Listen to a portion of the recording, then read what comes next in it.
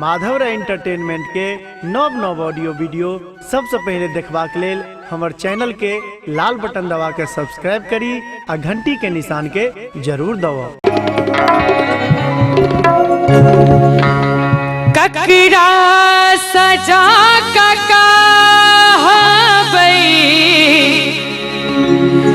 ककरा सजा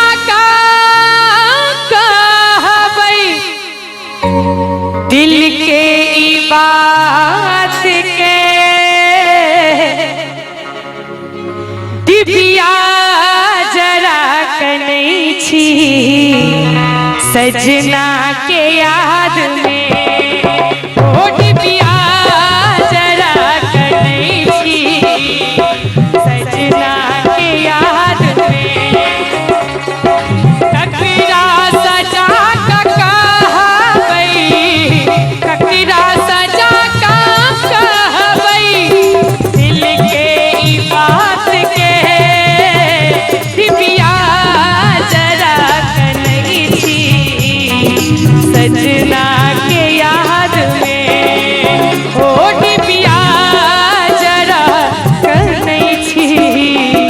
सजना के याद में।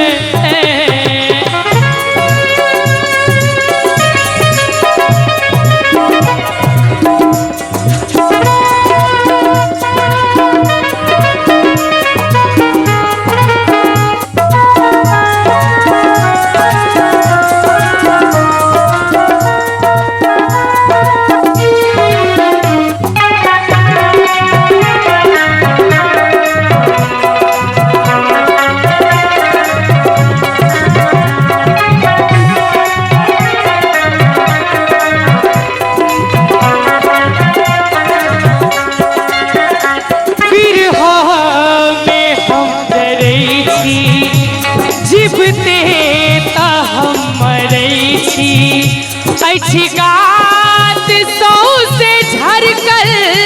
कहू ना कहम जीवै छी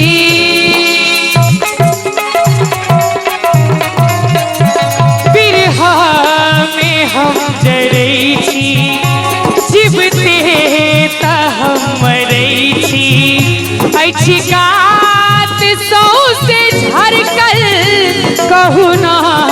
कहम जीवै छी सोचबै कनियो सजना सोचबै कनियो सजना पगली के बात के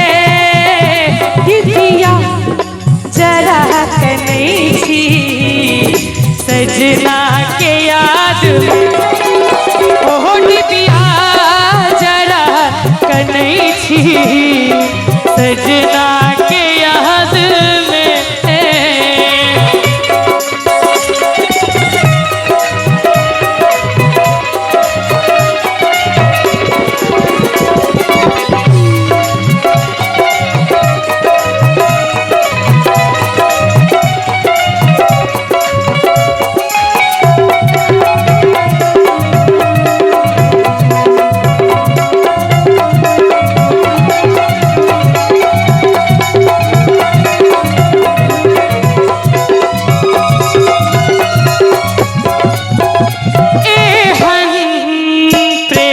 कोना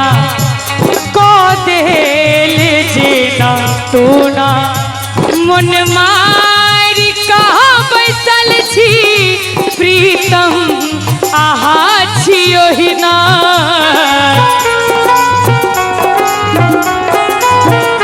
एहन प्रेम कोना कह देल जेना टोना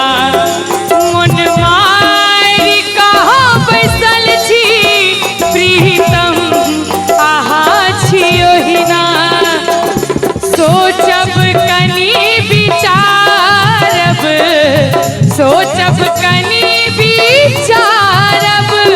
पढ़ी प्रेम पत्र के दिव्या जरा कनै छी सजना के याद में ओ दिव्या जरा कनै छी सजना के याद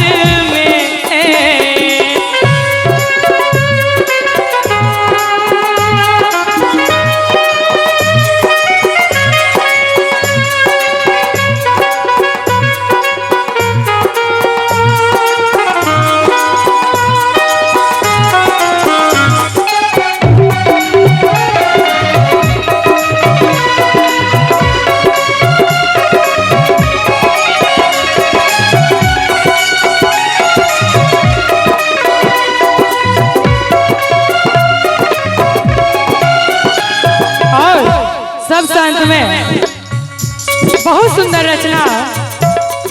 राधे भाई के लिखल गीत मेहदी अछि ओही ना लागल सिंदूर अछि ले भारल लहठी के नग में पहुना फोटो अहीं के छापल मेहदी अछि ओही ना लागल सिंदूर ले भारल लहठी के नग में पहुना फोटो अहीक छापल खन खन बजैया कंगना खन खन बजैया कंगना सुनबै जे ध्यान सा डिबिया जरा कनै छी सजना के याद में ओ डिबिया जरा कनै छी सजना के याद में ककरा सजा कहबै ककरा सजा कहबै दिल के ई बात के डिबिया जरा कनै छी सजना के याद में ओ डिबिया